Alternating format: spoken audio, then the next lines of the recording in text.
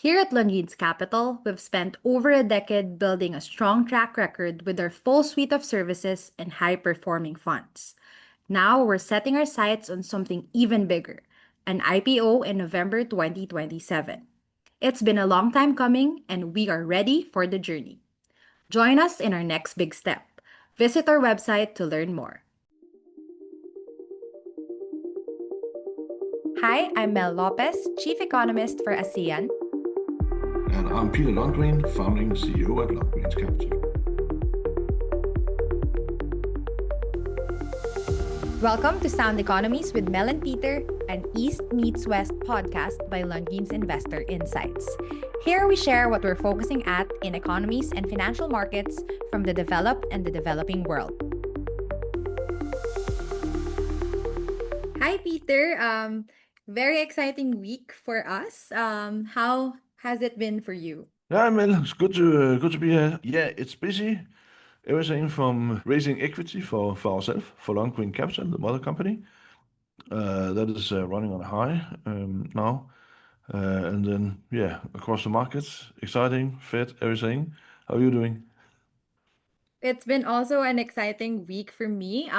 Our team here, we have finally published our latest global quarterly magazine. So we've discussed every major thing that we've observed over the past couple of months, and we put it all together for our investors and our subscribers to read. So it's basically a text version summary of everything we've been discussing in this podcast, Peter. So Mm. pretty exciting. That's accessible on the Lundin's Investor Insights app and the website. Excellent. It looks good. I'll be reading it in the weekend. Yes, it's a perfect read for everyone who's Yeah, curious about the economies that we cover, Peter. So, speaking about exactly. that, we have a lot still to cover this episode. First, we'll stay in China and their latest attempt to perk up economic growth. We'll look into that. And then we cross over and check what an American food maker is trying to do to expand growth by looking towards Europe. So it's a bit of a pivot, if you will.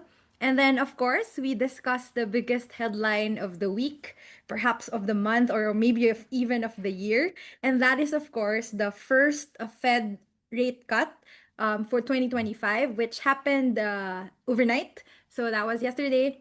And yeah, we've been discussing this main event for a couple of episodes, and it's finally here. So we'll talk Yeah. about that. And of course, we'll wrap up with our global outlook. I'll Mm. head over now to the Chinese topic, Peter. So, China has a new attempt to boost or support economic growth further.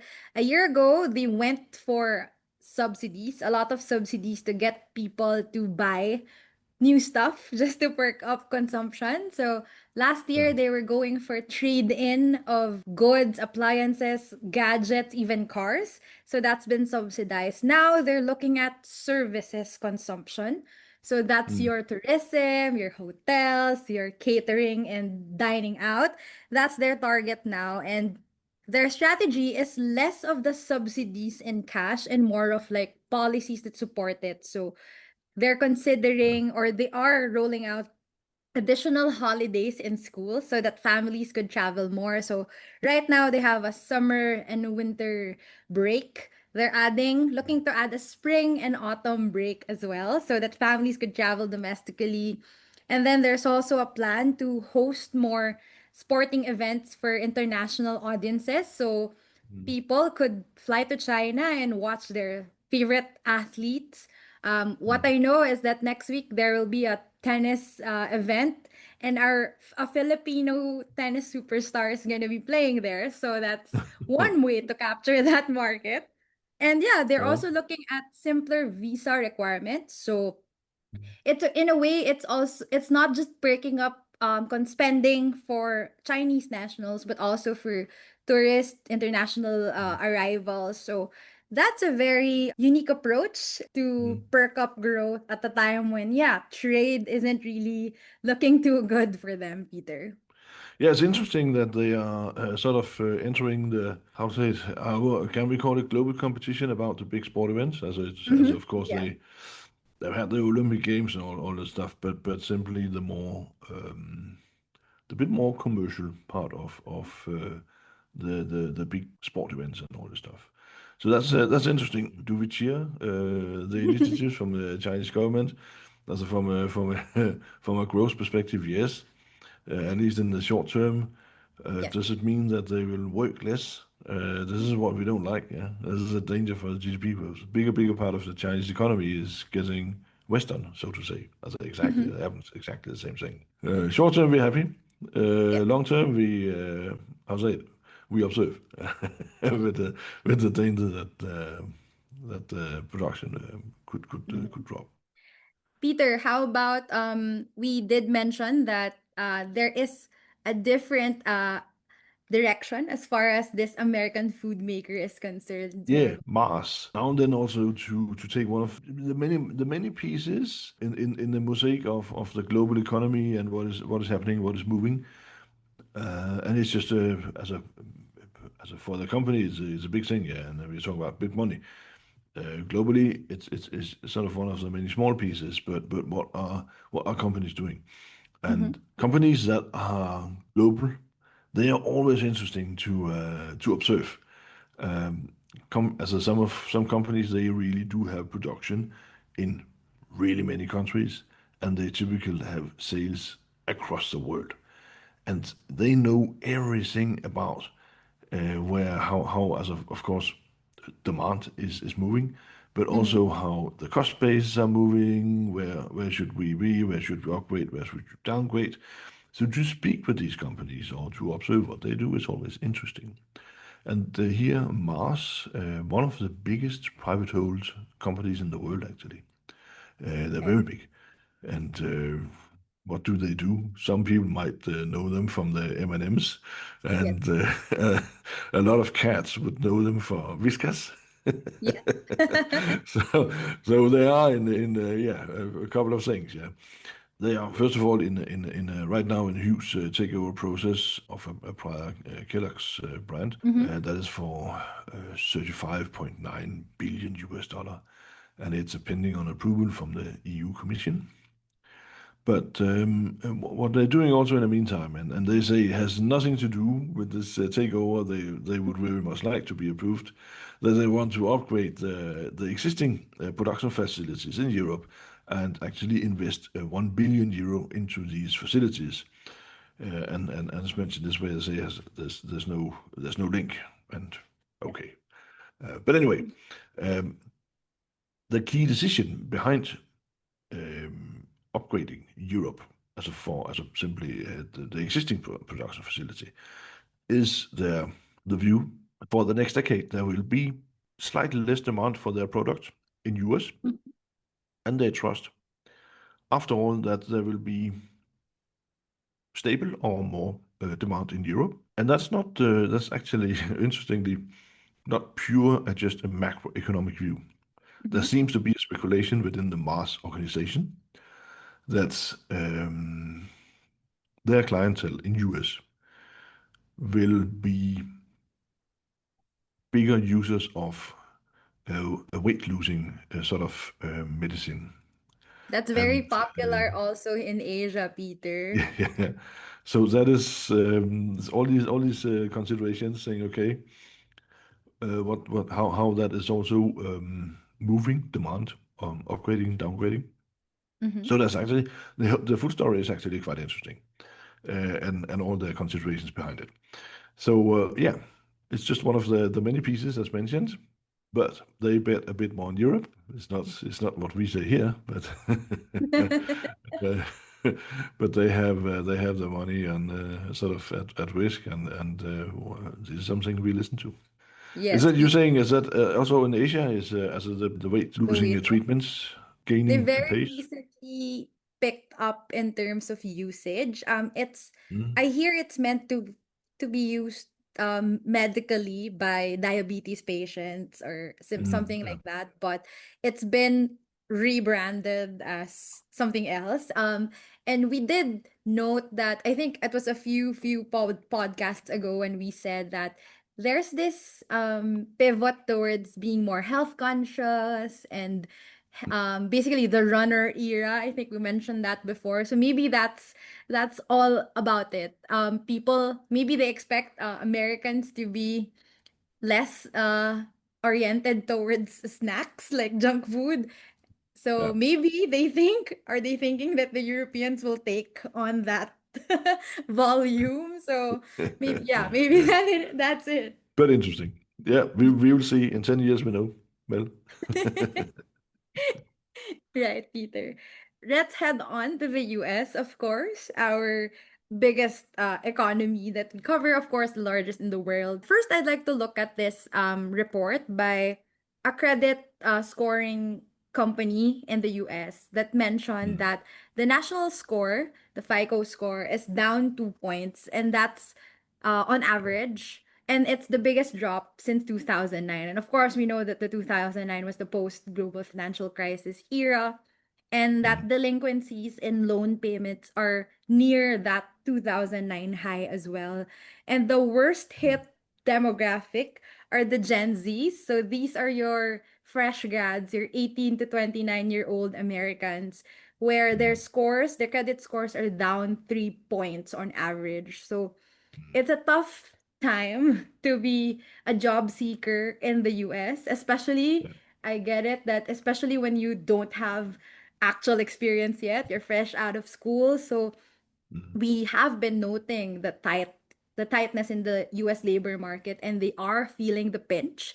In terms of loans, the usage is highest for mortgages and car loans as well as credit cards, and that's where the delinquencies are at the moment. mm, The trend is, according to their report, is that um, you would choose one over the other. So you might mm, choose to pay off your car mortgage first and like um, let the due date pass for your credit card or something like that. So it is a tough time, and it's looking like usually what they do is they get a second job, right? Or a mm, temp yeah, job or a night part-time job.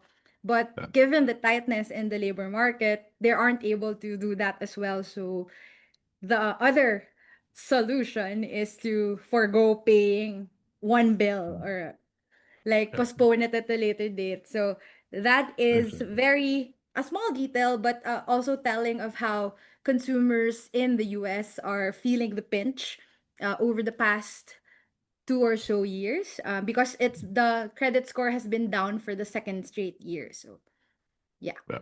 Another confirmation that Mm-hmm. households in US in general are under pressure, as you mentioned, and it is actually as these scores are actually they're actually significant. It maybe not sounds like a lot, yeah, but Mm-hmm. it is actually, and it's a clear signal that households are squeezed, and we argue that the squeeze is actually more likely to gain pace, as even getting even worse. Yeah. So this is our view, and that the lower middle class group is growing in U.S. The reason is that people are dropping out of the middle class. Actually, it's not that people are coming from very sort of poor households economics and going upwards. It's actually people moving downwards. And Mm-hmm. that's been going on for many years. Basically, what we see this year, we are confirmed in that view. Yeah, yeah. Let's see if anybody can turn that around. Whoever is president, Mm-hmm. it's a very tough situation to just overlook it and not do anything about it. As that is difficult for U.S. president. And when it comes to there are some time to the midterm elections yet, Mm-hmm. but it's a hard one to go into the midterm elections with this kind of development. Yeah. So there might be when we come into, let's say, Q2 next year, Mm-hmm. and if this trend continues, there's no doubt that the U.S. president he'll be forced to try to support to do something. That's very interesting. Very interesting. And of course, as we speak about credit and loans, at the heart of it all, of course, is the US Federal Reserve, which has Yeah. just cut interest rates by 25 basis points yesterday. So, not as large as we expected, or as we hoped or saw that should was needed, we did uh see one 50 basis point voter in Stephen Miran. So it's his Yeah. first ever Fed meeting, and he comes in hot with a vote for a larger cut than the rest of his colleagues and the FOMC leader.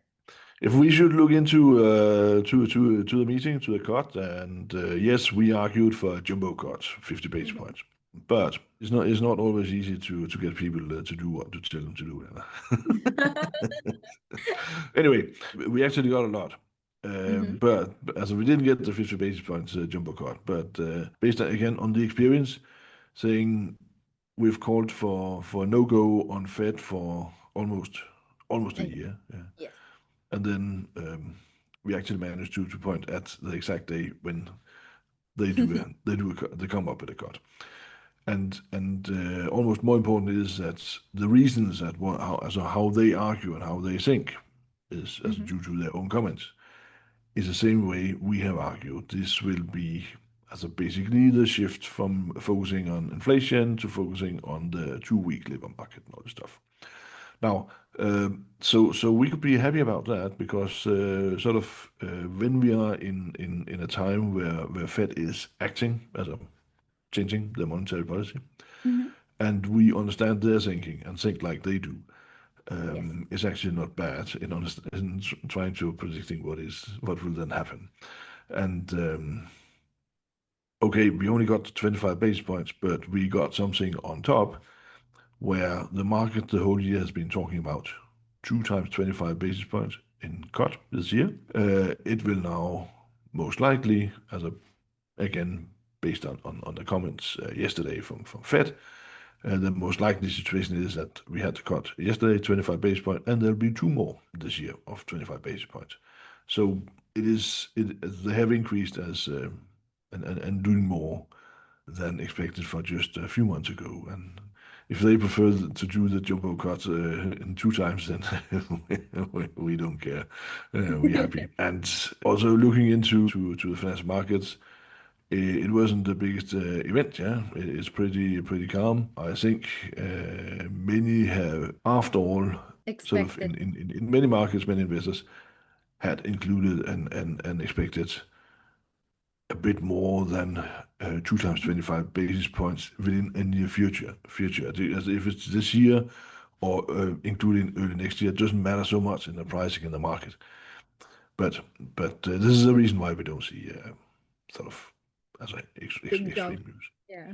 Yeah, and there are a couple of interesting stories actually from the voting yesterday, Mel. As you mentioned, the one, of course, Trump's new man on board. He He he listened argued to for our jumbo cut, yeah. But there's another member arguing or believing that when they do the forecast, and this is where FOMC is so interesting compared to any other central bank. They actually ask to where they see the interest rate at the end, and this is Mhm. published as and there is one that believes that the rate will swing back to the four and a quarter, 4.5, yeah, that's where we come from actually. And that is a bit interesting. Of course, it's not the majority, but the one must believe in either a all of a sudden very strong labor market, or that the inflation continues to go up, and it Yeah. turns out to be a problem. And again, we are then swinging back to not just having a bit too high inflation, but a inflation that becomes a problem. And that is interesting. So there's one there arguing for someone else. We trust it's that the person is fearing all of a sudden much higher inflation. Yeah. What should we say? Do we note it? Yeah, we make a note of it as a it is of course on as a, it's the decision takers that have these thoughts. So we need to make as a, understand it. So there must have been a fantastic Discussion. discussion. What we sort of it has not been disclosed, but the rumors out there saying that as basically the staff, as the Fed organization, we believe are actually much closer to a jumbo rate cut yesterday. and arguing for that internally in Fed, as a compared to if you look into how the vote came out at the FOMC. So I think they've had some very good discussions, and hopefully they had a good time. They had 2 days to talk about it anyway. Yeah, yeah. Okay, and the outline is lower interest rates. We reckon that the U.S. economy is actually responding on monetary policy. It's not like in Europe. The European economy is way too static. It doesn't really mean a lot if rates are going up and down. It has a bigger impulse in the US. Mhm. And when we are a couple of rate cuts further, it could start to have a sort of a small, slight positive effect. So we'll see. Good, well, yeah, but that was interesting. And now we had the result. Yes. So actually, I think the bigger takeaway is that the direction is correct. So it's downward, and further cuts are needed. Although the size would always be a point of contention. And I note that there was this statement from Chairman Powell where he said that it was like a risk management cut. So I think Yeah, he's really trying to balance all sides, and he did admit that this situation is much trickier than ever. So maybe they yeah, took the side of caution and just went for 25 and wait and see until the next 6 or so weeks of yeah. how the economic data again turns out in the next Mm. month or so. Yeah, it's not always easy to be a central banker, but Yes. on the other hand, it's exciting. Very exciting, Peter, especially when you're controlling the rates that affect not just the US economy, but the rest of the world, especially. Yeah, So, a lot of exactly. central banks are also due to make their own policy decisions in the next week or so. Although a Mm. lot of expectations is a hold, for example, from Japan and England, Yeah, because yeah. they've done their cuts, or in the case of Japan, their hikes much earlier than the US did. So exciting times. Fantastic. Yes, Peter. And let's wrap up our discussion with our assessment of the global outlook, Peter.